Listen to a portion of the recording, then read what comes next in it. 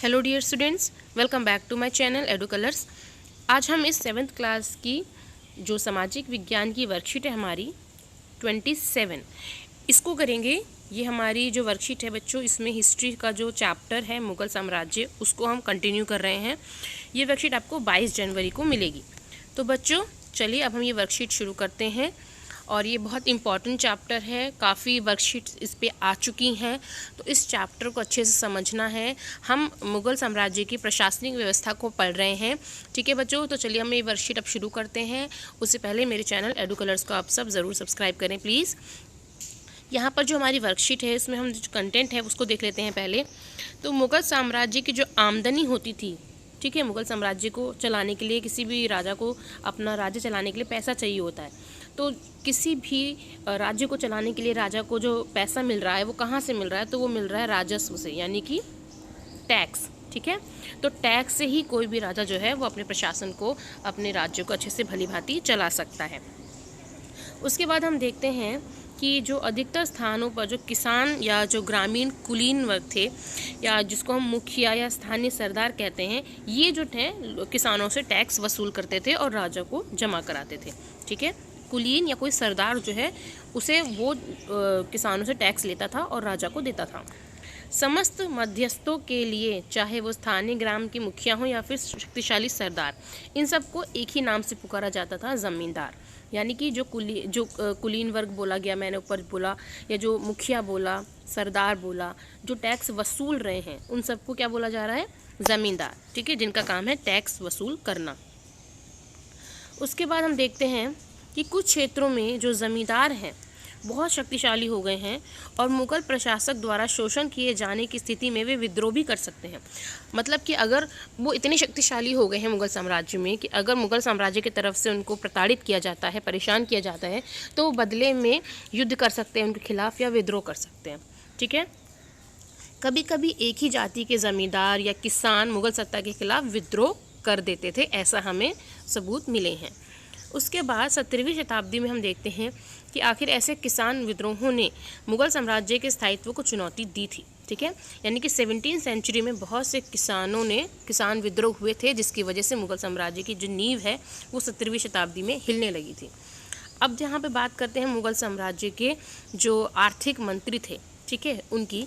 तो मुग़ल साम्राज्य के राजस्व मंत्री या आर्थिक मंत्री जो हैं वो टोडरमल थे। ठीक है, इन्होंने 10 साल की 1570 से 1580 10 साल की एक कृषि की जो पैदावार है, कीमत, कृषि की भूमि का सावधानी पूर्वक उसको देखना, तो एक नीति ये लेके आए थे। उस योजना को कहा जाता है दहसाला। ठीक है ना, 10 साल की थी इसलिए उसको बोला जाता है दहसाला। दहसाला योजना थी जिसमें उन्होंने 10 साल के लिए मुग़ल साम्राज्य की जो भी कृषि की पैदावार है और जितनी भी कीमतें हैं सब कुछ को उन्होंने सावधानीपूर्वक देखा। प्राप्त आंकड़ों के अनुसार पर हमें ये पता चलता है कि जो प्रत्येक फसल है उस पर नकद के रूप में टैक्स लिया जा रहा था। ठीक है, जो सूबा क्या होता है? जैसे मान लीजिए आपके आज राज्य हैं, ठीक है, भारत में राज्य हैं, उसी तरीके से मुग़ल साम्राज्य में सूबा हुआ करते थे उस टाइम पर। तो प्रत्येक सूबे को राजस्व मंडलों में बांटा गया था और प्रत्येक की हर फसल के लिए राजस्व दर की एक अलग सूची बनाई गई थी। यानी कि टैक्स कलेक्ट करने की इस व्यवस्था को क्या कहा जाता था? जब्त। ठीक है, टैक्स कलेक्ट करने की इस व्यवस्था को कहा जाता था जब्त। जो जब्त व्यवस्था थी उन स्थानों पर ज़्यादा प्रचलित थी जहाँ पर मुग़ल प्रशासनिक अधिकारी भूमि की देखरेख करते थे और सावधानीपूर्वक उनका हिसाब रखते थे। ऐसा निरीक्षण गुजरात और बंगाल जैसे प्रांतों में संभव नहीं हो पाया क्योंकि वो थोड़ा सा मुग़ल साम्राज्य की सत्ता से थोड़े से दूर पड़ जाते थे। ठीक है, चलिए अब हम यहाँ पर अपने जो हमारे क्वेश्चन आंसर है उनको सॉल्व करते हैं। तो हमारा जो पहला प्रश्न है वो है, मुग़लों की आमदनी का प्रमुख साधन क्या था? तो मुग़लों की आमदनी का प्रमुख साधन था राजस्व, यानी कि टैक्स।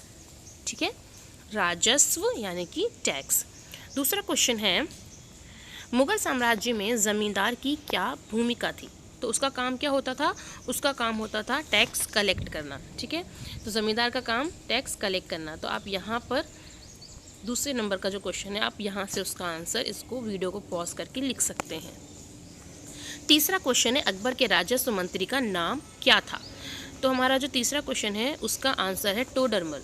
ठीक है, अकबर के राजस्व मंत्री का नाम था टोडरमल, जो दहसाला व्यवस्था लेके आए थे। जब्त शब्द से आप क्या समझते हैं? जो टैक्स कलेक्ट करने का तरीका था उसे जब्त कहा जाता था। तो यहाँ पर उसका आंसर है बच्चों, इस वाले बॉक्स में जो आंसर है, इस वाले बॉक्स में जब्त व्यवस्था के बारे में बताया गया है। तो ये हो गया आपका क्वेश्चन नंबर 4। अगला क्वेश्चन है, जब्त व्यवस्था कहाँ अधिक प्रचलित थी? तो जब्त व्यवस्था वहाँ पर अधिक प्रचलित थी जहाँ पर मुगल प्रशासनिक अधिकारी भूमि का निरीक्षण करते थे। ठीक है, ये हो गया आपके क्वेश्चन नंबर 5 का आंसर। तो बच्चों यहाँ पर जो हमारी वर्कशीट है, वर्कशीट नंबर 27 मुगल साम्राज्य, ये कंप्लीट होती है। आई होप आपको ये मेरी वर्कशीट अच्छी लगी होगी। अगर आपको ये मेरी वर्कशीट अच्छी लगती है तो प्लीज़ इसे अपने फ्रेंड्स में शेयर करें, ज़्यादा से ज़्यादा मेरे चैनल को शेयर करें, मेरे चैनल एडू कलर्स को सब्सक्राइब करें। वीडियो देखने के लिए थैंक यू सो मच।